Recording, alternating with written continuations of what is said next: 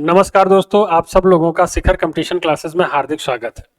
पिछले क्लास में हमने एक दो क्लासेस हुई हैं हिंदी की, जिसमें बेसिक जो क्वेश्चंस बनते हैं और हिंदी वर्णमाला में स्वर वर्णमाला के अंतर्गत जो भी क्वेश्चन पूछे जाते हैं वनडे एग्जाम से, उन पे हमने बात करी थी। अब आगे थोड़ा सा बढ़ेंगे और आएंगे व्यंजन वर्णमाला। तो व्यंजन के बारे में आइए स्टार्ट करते हैं क्लास को। तो व्यंजन वर्णमाला में जो क्वेश्चन बनते हैं वो आपके जैसे पूछते हैं कि अघोष कौन सा है, सघोष वर्ण कौन सा है, मूल व्यंजन कितने होते हैं, तो इस तरीके से कुछ क्वेश्चन बनते हैं। तो व्यंजन में व्यंजन यदि आपसे पूछा जाए कि हिंदी वर्णमाला में मूल व्यंजन की संख्या कितनी है तो 33 होती है। मूल व्यंजन कितने होते हैं भैया? तो होते हैं 33। ठीक है।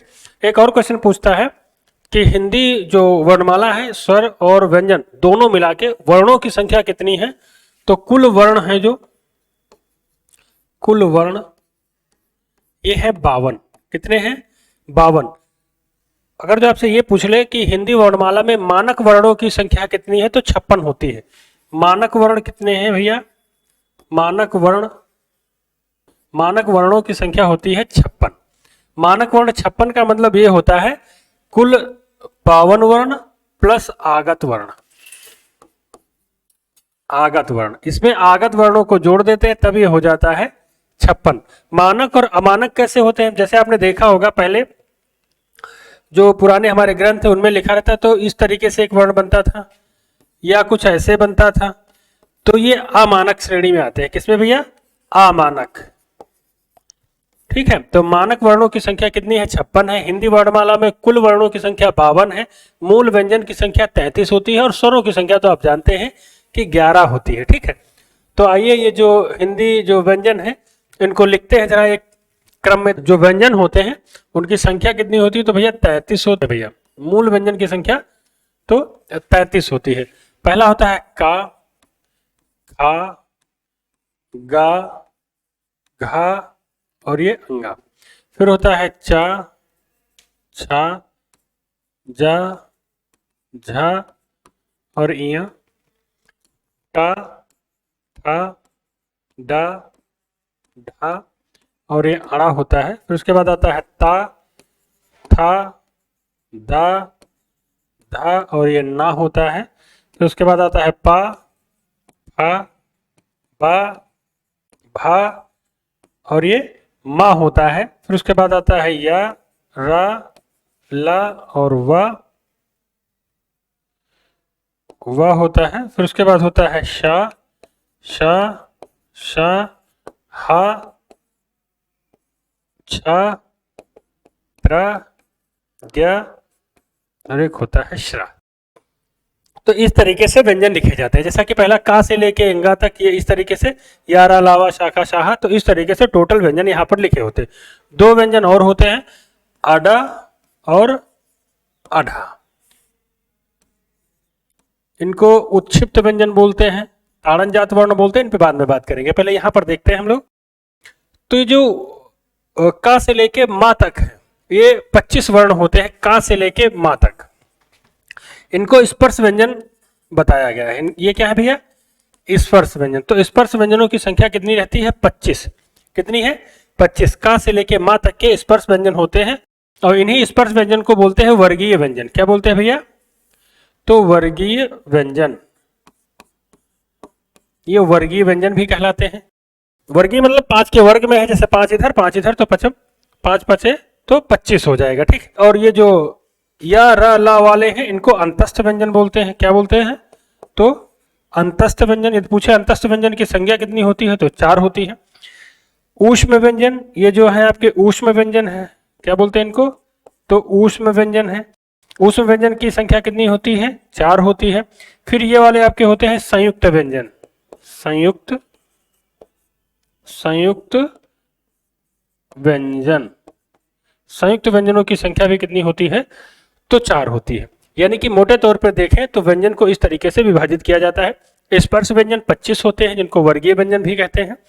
अंतस्थ व्यंजन यारा लावा अंतस्थ होती, कहने का मतलब जब हम इनको उच्चारण करेंगे तो वायु का प्रवाह यदि अंदर की तरफ रहता है तो इनको अंतस्थ या प्राण वायु के आधार पर इनका विभाजन किया गया अंतस्थ।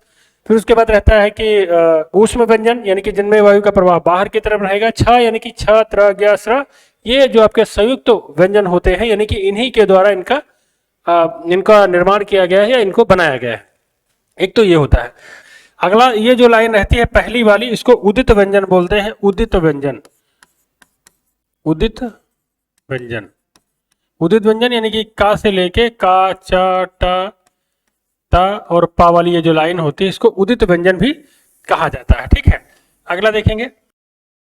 दूसरा पूछता है, यहां से पूछता है कि निम्न में से कौन सा अल्प प्राण है, घोष है, सघोष है, महाप्राण है। तो एक एक करके सारी बातें हम लोग जानने का प्रयास करते हैं। देखिएगा, जैसे आपसे पूछेगा निम्न में से कौन सा अल्प प्राण है, कौन सा भैया? अल्प प्राण। अल्प मतलब होता है कम, प्राण मतलब होता है वायु। ऐसे वर्ण जिनके उच्चारण में वायु का प्रवाह थोड़ा सा कम हो, वायु का प्रवाह थोड़ा सा कम हो। उस महाप्राण में क्या होता है? वायु का प्रवाह थोड़ा सा ज्यादा होता है। तो अल्प प्राण हो गए, दूसरे हैं महाप्राण। ये प्राण वायु के आधार पर इनका दो तरीके से विभाजन किया गया है, अल्प प्राण और महाप्राण। तो अल्प प्राण में कौन कौन से आते हैं? जैसे ये 1, 2, 3, 4 और ये 5। तो ये हमने क्रम लगाया है, ये इस तरीके से क्रम चलेगा यहां नीचे तक ऐसे। तो अल्प प्राण में पहली लाइन, तीसरी लाइन और ये पांचवी और प्लस अंतस्थ, ये क्या है? अल्प प्राण है। पहली, ये वाली तीसरी लाइन और ये वाली पांचवी लाइन, इनको क्या बोलते हैं भैया? अल्प प्राण। क्या है ये? अल्प प्राण है, यानी कि पहली, तीसरी, पांचवी और अंतस्थ वाली है अल्प प्राण। दूसरे बात करेंगे महाप्राण। तो महाप्राण में जो बचा यानी कि दूसरा, चौथा, ऊष्म, ये सब किस में आएंगे? महाप्राण। ये वाले क्या है? अल्प प्राण। और 2 और 4 वाले क्या है? महाप्राण। एक विभाजन और होता है घोष या अघोष के आधार पे। देखिएगा भैया, अघोष, फिर होता है घोष या सघोष। तो घोष कौन कौन से होते हैं देखेंगे जरा यहां पर। तो देखेंगे पहला, दूसरा प्लस तीनों सा, ये वाला सा, ये वाला सा और ये वाला सा, ये तीनों क्या है? ये सघोष वर्ण के, सॉरी अघोष वर्ण के उदाहरण है। कौन कौन से? पहला, दूसरा और तीनों सा जो आपके होते हैं ये क्या होते हैं भैया? तो ये होते हैं अघोष वर्ण। और जो आपके घोष या सघोष होते हैं इसमें होता है तीसरा, चौथा, पांचवा, सा में हा बचा, हा हो जाएगा, प्लस अंतस्थ, प्लस सभी स्वर, सभी स्वर। ठीक है, तो ये किसमें आते हैं? घोष या सघोष में। हमने आपको बताया कि प्राण वायु के आधार पर दो भागों में डिवाइड किया गया, एक तो अल्प प्राण, दूसरे महाप्राण। अल्प प्राण में 1, 3, 5 प्लस अंतस्थ होता है। महाप्राण में 2, 4 और प्लस ऊष्म होता है। अघोष में क्या होता है? अघोष में आपका ये अघोष पहला, दूसरा यानी कि ये वाली लाइन और ये वाली लाइन और प्लस तीनों सा रहते हैं। घोष या सघोष बात एक ही होती है, घोष लिखा हो या सघोष लिखा हो। इसमें 3, 4, 5 प्लस हा प्लस अंतस्थ प्लस सभी स्वर। ठीक है, तो इस हिसाब से इनका विभाजन किया गया है कि अल्प प्राण, महाप्राण, अघोष या सघोष। अगला देखते हैं भैया, अगला क्या होता है? उच्चारण के आधार पे जो स्वरों का विभाजन किया गया है तो वो 6-7 तरीके से किया जाता है। तो उच्चारण के आधार पे देखते हैं कैसे होगा। तो उच्चारण के आधार पे यदि देखेंगे, यहीं पे देख लेंगे भैया, उच्चारण यानी कि जैसे कोई बच्चे का जन्म होता है, किसी भी बच्चे का जन्म हो, हिंदी व्याकरण इसीलिए सुव्यवस्थित और सुसंगठित मानी जाती है क्योंकि बड़े अच्छे क्रम में सजी हुई है। जैसे किसी बच्चे का जन्म होता है तो पहले वो आ बोलेगा, आ, ई, ऊ, फिर उसके बाद मामा, पापा ऐसे बोलता है, यानी कि पहले स्वर, फिर उसके बाद व्यंजन। व्यंजन में भी पहले काएगा, खाएगा, ठीक है, यानी कि पहले कंठ होंगे, फिर उसके बाद तालव्य होंगे, फिर उसके बाद जो भी अगले क्रम होंगे, इस तरीके से रहता है। तो ये व्यंजन आपके लिखे हुए हैं। तो व्यंजन में क्या होता है? व्यंजन उच्चारण के आधार पर 8 भागों में डिवाइड किया गया है। उच्चारण, जो उच्चारण होता है व्यंजन का वो 8 तरीके से होता है। कितनी तरीके से भैया? तो 8 तरीके से। कैसे?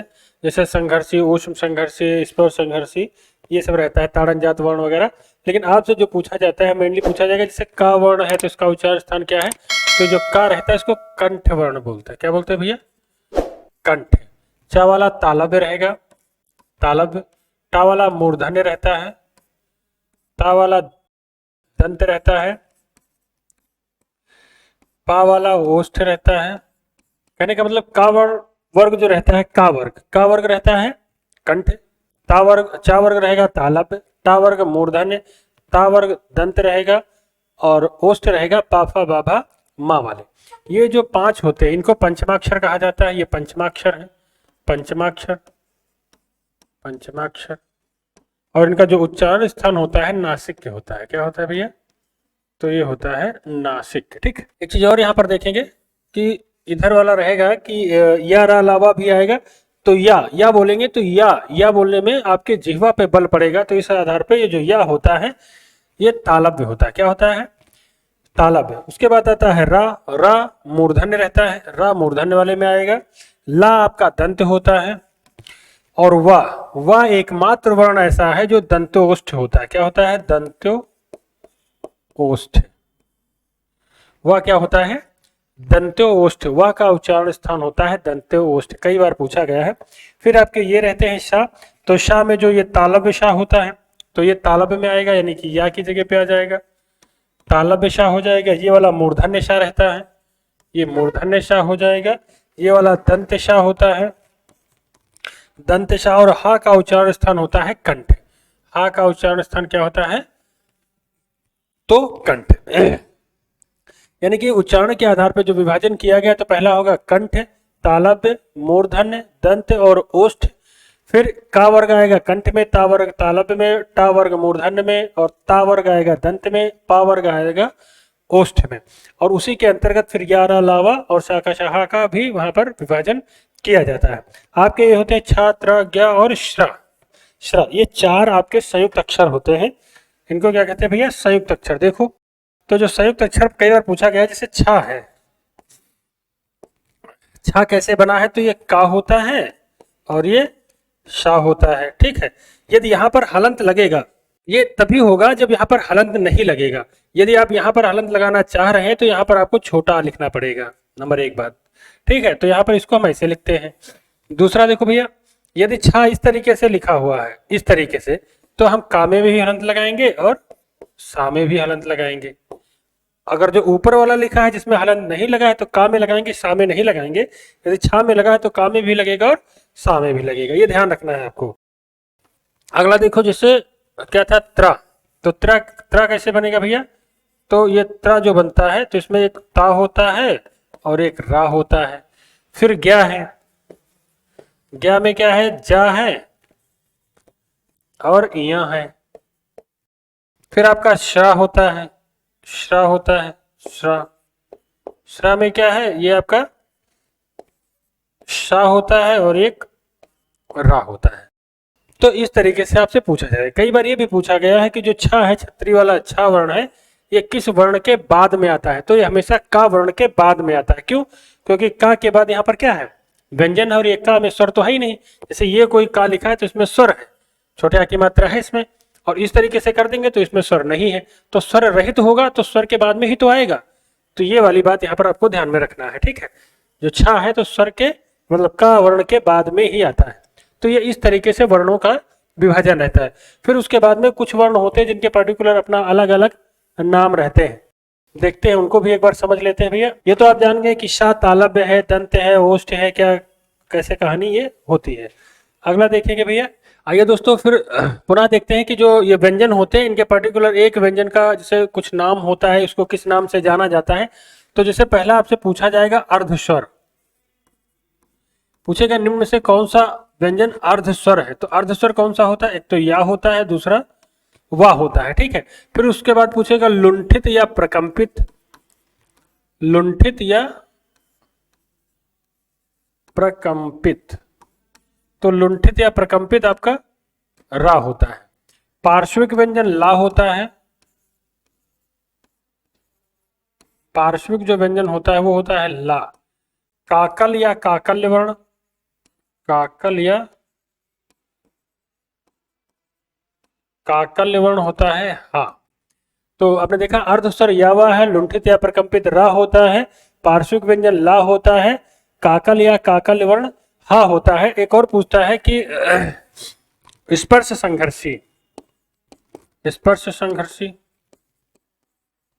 तो ये चा वाली लाइन होती है, चा है, छा है, जा है, झा है और ये स्पर्श संघर्षी होते हैं। तो स्पर्श संघर्षी चा, छा, जा, झा, ये क्या होते हैं? स्पर्श संघर्षी। फिर आपसे पूछता है संघर्षी या ऊष्म संघर्षी।